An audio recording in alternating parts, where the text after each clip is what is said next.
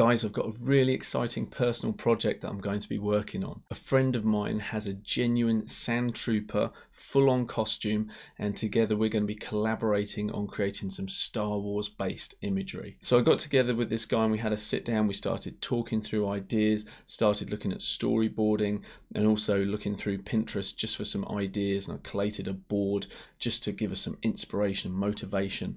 And that was a really good way for us to start looking at different concepts and thinking, well, what works in this image? What do we like? How are we going to combine some of these ideas? So the first part of the process for me was getting myself down onto location and doing a little bit of scouting and seeing which areas I'd like to photograph in, and also playing around with some different poses as well. The only person I had available to me when I went out to take these photos was my 12-year-old son, and so I was getting him behind the camera, giving him a quick bit of tuition on what I was hoping to achieve from a shot, and then getting myself to stand in the place of where the Stormtrooper will be. Before the photographs go back to my co-collaborator to show him what I shot, what I want to do is give them more of a cinematic feel. So come along with me in this photo editing tutorial walkthrough, and what I'll be doing is sharing my process in how I'm going to create a more filmic and cinematic look to the photos. I'm going to be working in Luminar AI, but equally you could be doing this in Lightroom, Photoshop, or the editor of your choice.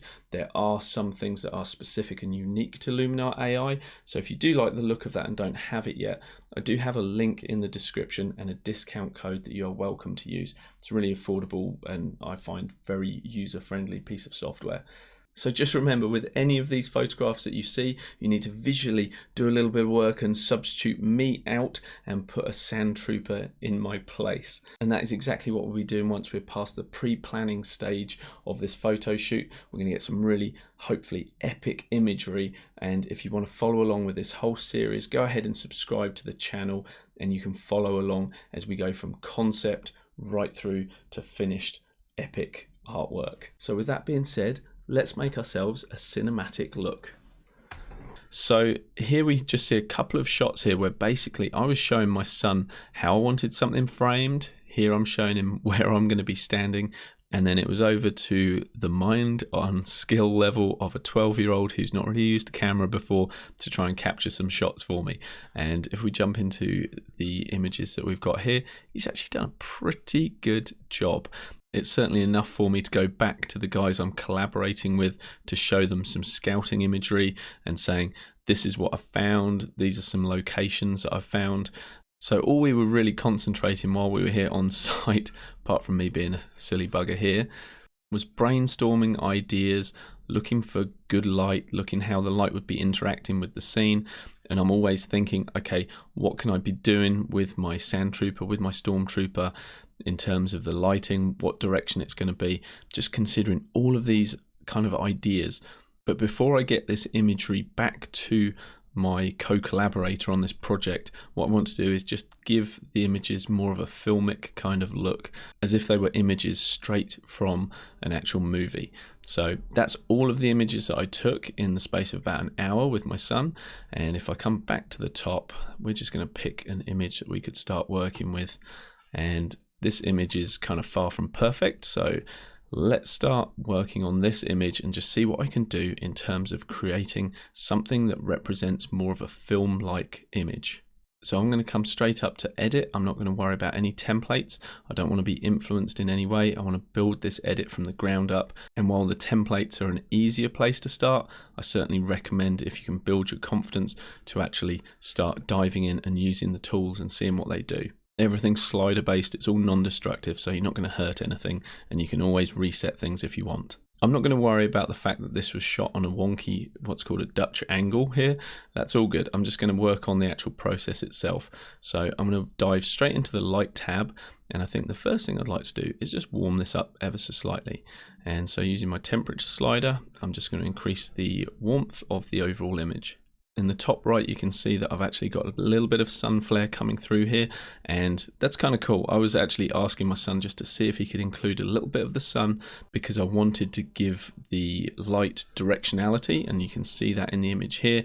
But one of the side effects of including the light source itself is that your photo will often lack contrast. It will be bleached out, and that is exactly what's happened here. And if you look at the distribution of what's known as the histogram here, we can see that we do not have a true black point. All of our tonal information from our blacks through to our whites, we can see that this is not a true black. This point here in the curves, that should be back here on the left.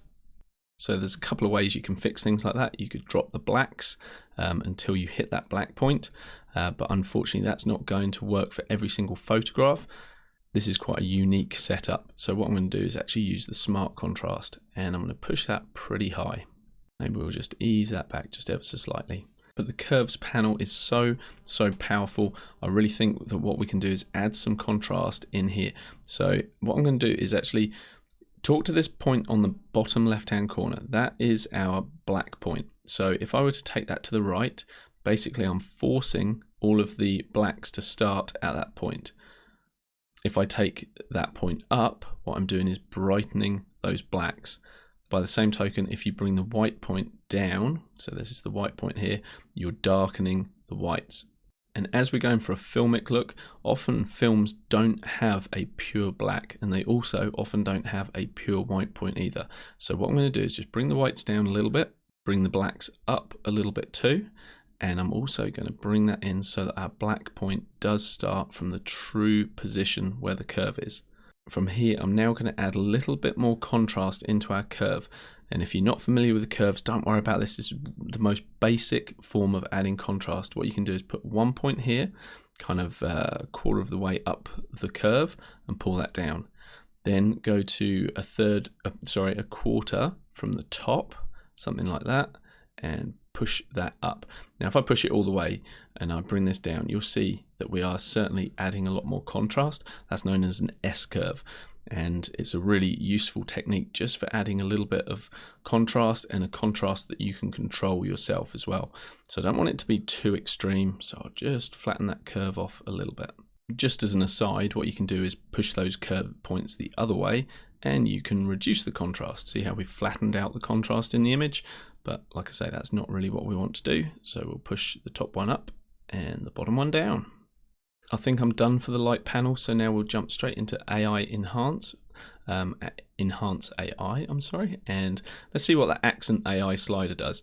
So if I push that to the right, we start to get detail right through the whole image, and oftentimes that's really cool to be doing that, but for me in this particular image, I don't want to start bringing out too much detail in the shadows in the background. I want our eye to be kept on the main focus of our subject, in this case me with a Nerf gun. Obviously in the proper finished version, we're going to be using a Stormtrooper. The Stormtrooper will have a proper laser blaster rifle, but this is purely for brainstorming ideas and scouting the location, looking at different poses that we could use on the actual shoot. So let's jump into structure now and just have a play with this. I'm going to start pushing these sliders around pretty heavily, and the best thing about doing that is you can see straight away exactly what that's doing. And then if you think, well, I like it, but it's far too strong, you can just ease it in to a point where you feel comfortable. I'm thinking maybe somewhere around that sort of 20 mark. That's okay, 17. And now one of the key looks with any film is what's known as color grading, and giving the film stock, or nowadays the digital film stock, a particular look based on what's known as a color grade. So let's jump into the color tab and see what we can do. Oftentimes the saturation of a film is dropped down ever so slightly. You don't normally see highly saturated colors in films. You do from time to time, but often they are slightly more muted. I may bring the vibrance up just slightly to see what it's doing with the colors.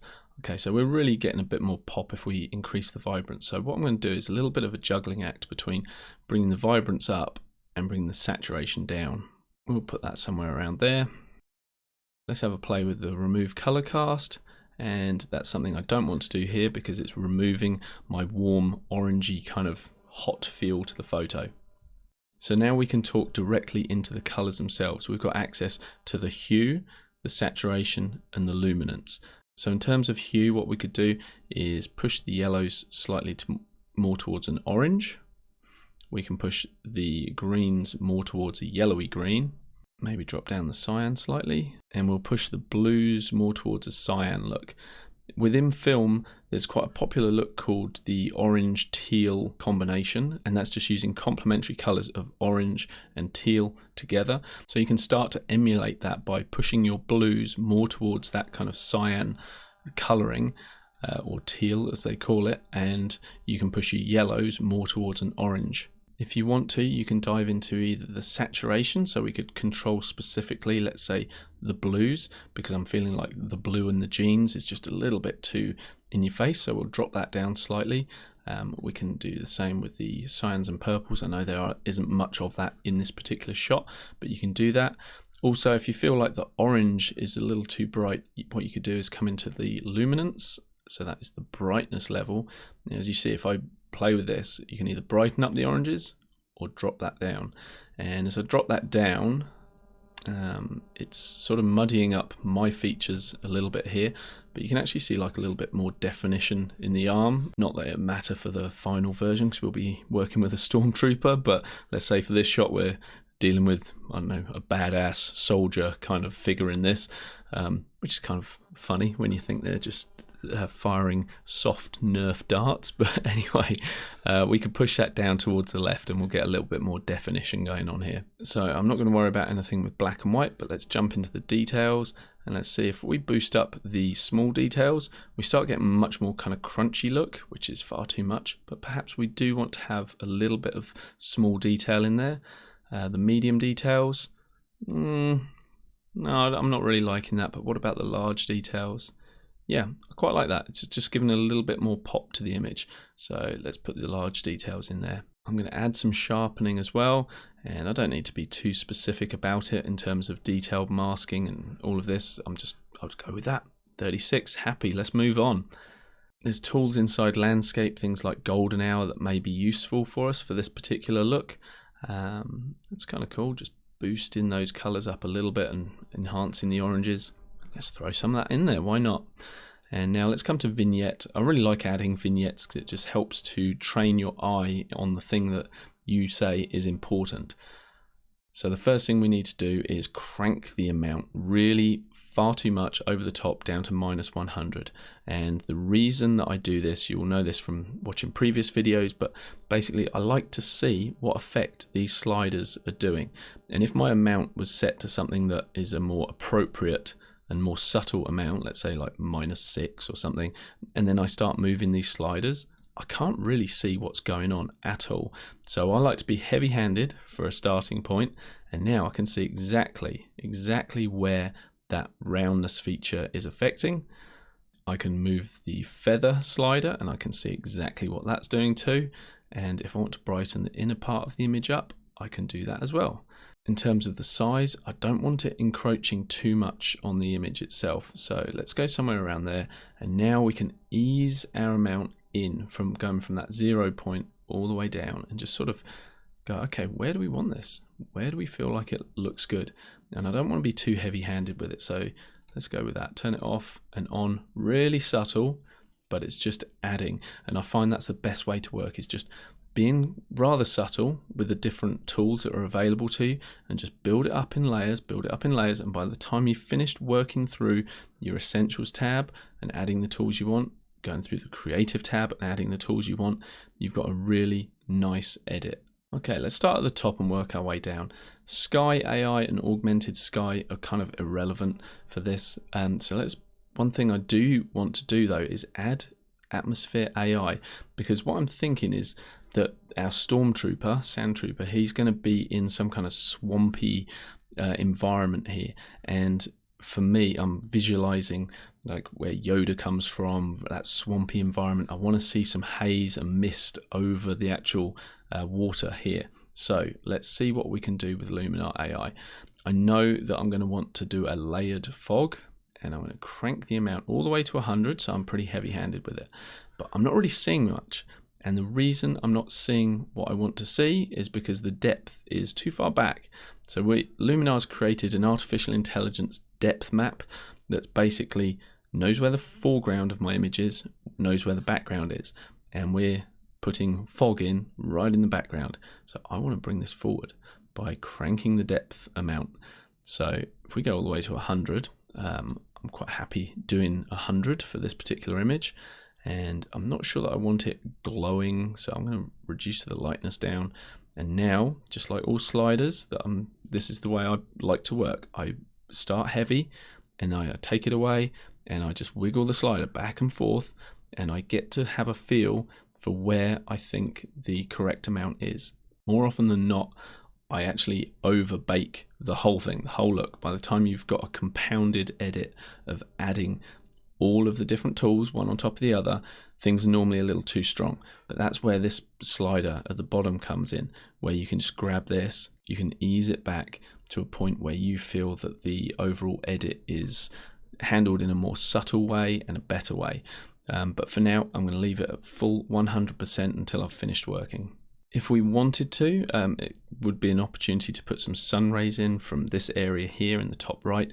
Whenever you've got a sun actually in your photo, that's when sun rays comes into its own. But it's not a look I want for a movie look. So let's come into dramatic and see what that does. If we crank that to the right, you can see that everything gets a little whiter and bleached out, but a bit more crunchy too. So I actually kind of like that in this case. It is adding more drama. And when we played around with the orange slider and it changed the tones of the skin, darkened things down, while I did like it from one point of view of adding a little bit more kind of gritty look to my arms, I feel like it saturated the orange too much. So by adding this drama, you can see that more white is added. So it's just often a little dance between the two things, and one thing complementing another. So I'm going to add some dramatic filter. And in terms of the local contrast, let's see, yeah, somewhere around there. I'm happy with that. Now, mood is normally a really powerful way to add some color grading to your image. So, for example, we could come into the cinematic toning and just choose one of these looks. But I'm actually wanting to craft something myself rather than relying on one of these. So while I like, for instance, Santa Barbara, and if we push it to the right, you can see what it's doing. I do really like that. I'm going to reset it and not use that in this particular demonstration, which for me is crazy, because if you know me and my edits, I always love to go to that mood option and just add a color grade that way. It's a really satisfying way to add a unifying color look to your photo. But in this instance, I'm restraining myself and we're going to move on. We are going to do a lot of our color work through the toning section here. So we can deal into the highlights and the shadows. What I'd like to do first of all is actually saturate the highlights. So the color we're adding is where the slider starts, which is in the reds. Now we can move this anywhere along the color spectrum to add a color into our highlights. And one thing I'm quite keen on doing is normally adding an orangey warmth to the highlights, because normally that's where the light or the sun is, highlighting.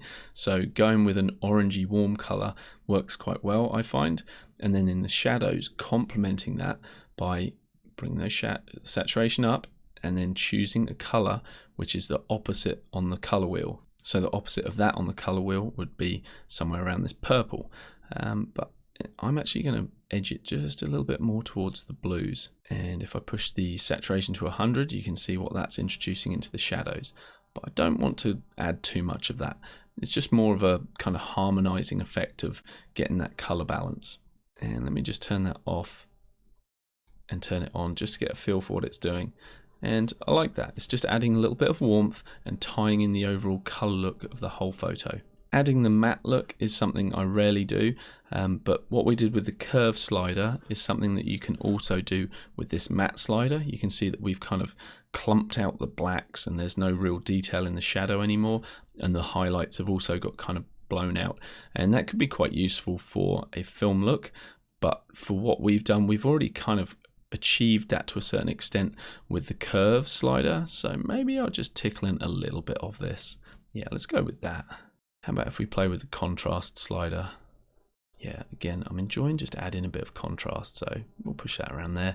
Moving into mystical, this is not really going to be very useful for this kind of shot. This is a slider that I'll often use for things like landscapes or nice soft portraits, things like that.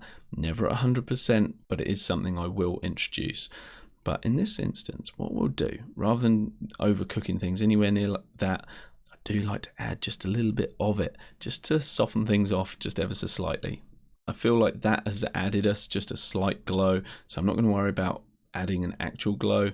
Film grain is something that could be added if we wanted to replicate actual film, but I'm not worried about that in this particular look. So I'll just jump into the portrait section here, and one thing we could do is use the AI to find the face and actually just brighten it up slightly just to take our eye to the face, and I might just add just a little bit of face light. For me, skin AI, body AI for this shot, completely irrelevant unless there was like a beef up my bicep slider. I don't want to know.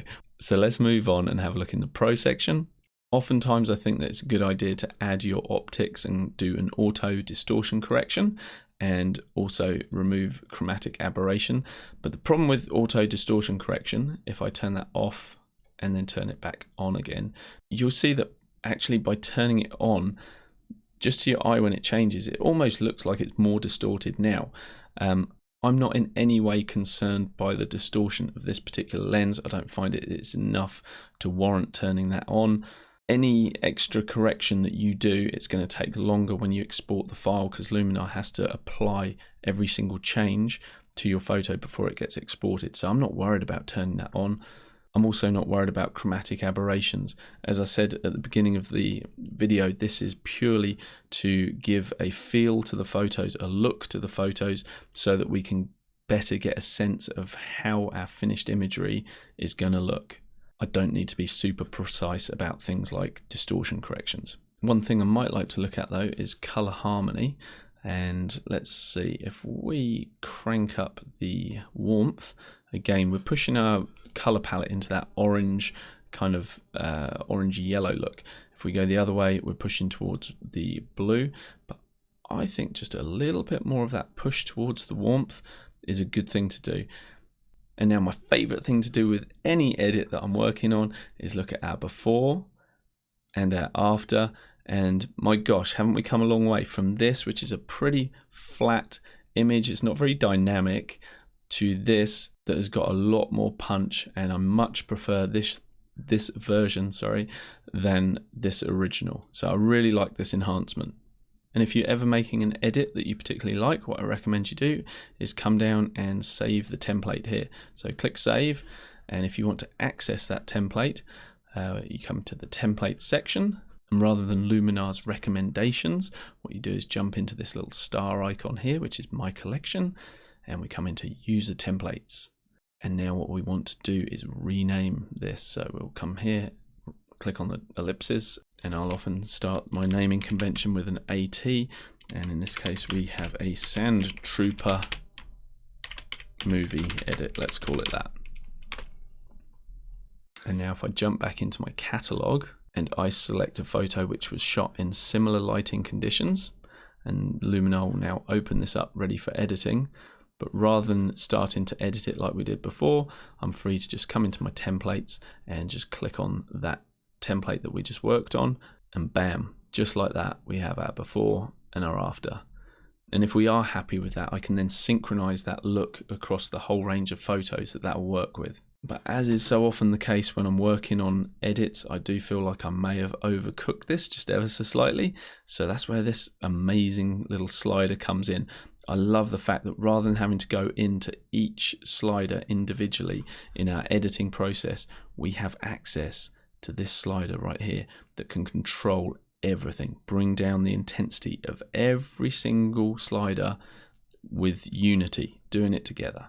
I think we'll go somewhere around there and say that's pretty good. So before and after. Now, while I know that this particular edit is going to work well for the photos that were shot in the same lighting conditions, that template may need a little bit of tweaking for photos that are shot in different lighting conditions. So here we're shot backlit, there's a lack of contrast in these photos, whereas let's say these photos here, the sun is front on, the contrast is spot on already, and that it'd be interesting to see how does that template perform with these photos. So before I move on, I'm going to synchronize that look across the photos that were shot in that same environment. So I've shift clicked on this first one, And if I come down here, I'll just control click on these extra ones and we will just come to adjustments and sync adjustments. And now they'll pop into their edited state. However, you will only get a full true representation when we double click this. So you watch, this is going to change. The top right indicates that Luminar was calculating, applying all those changes, and bam, before, after. Whoa, don't want to mess with this guy, he means business. It's actually really ironic because I really don't like guns. So there you go. But anyway, let's jump back into templates. Jump back into the catalog and just apply that template to one of these photos and just see how it looks. Let's work with this one here. It's loaded into Luminar. We'll come into our templates, and I really don't expect this to work for this particular image, but let's have a look. So you see how on this particular image, it's far too overbaked. We've got a kind of crazy Mad Max look going on here, which isn't what I'm actually after for this particular shoot. It may be what you're after, in which case, bingo, but no, not for me. So one way around that would just be to ease off the actual process itself to a point where we feel it's more acceptable, and just pushing that to around 50%, somewhere around there. And we look at our before and after. I'm much happier with that. So if we want, we can now synchronize that with the other photos. And just as I scroll through some of these other images, I'm so excited by this shoot. I'm going to be compositing in other elements. I only have one Stormtrooper, but we're going to be working with multiple Stormtroopers by compositing the same guy in different positions. I'm thinking lasers, I'm thinking smoke machines, smoke grenades, potentially some strips of fire. It's going to be pretty epic by the time all of this is done. So this is the first video that's just giving you a slight insight into a project that I've got coming up for Star Wars, based on Star Wars, with a Stormtrooper, which is the authentic Stormtrooper. So I'm really excited for the shoot. So hopefully you've enjoyed this little photo editing walkthrough to create a cinematic, filmic kind of look. I'm really interested to know, are you a Star Wars fan? If you are, do me a favour, write fan in the comments below. Now you may or may not agree with the decisions I've made during the processing of this photo in an attempt to create a cinematic look. If you think I've nailed it, do me a favour, just write nailed it in the comments. If you think you would have changed something somewhere along the lines, let me know what you would have done differently. I'd love to know your opinions. There's no right or wrong, and all comments are welcome on the channel. As are you, as a viewer. I thank you very much for watching. I really appreciate it, and I hope to see you in future videos in this series. Cheers. Catch you in the next one.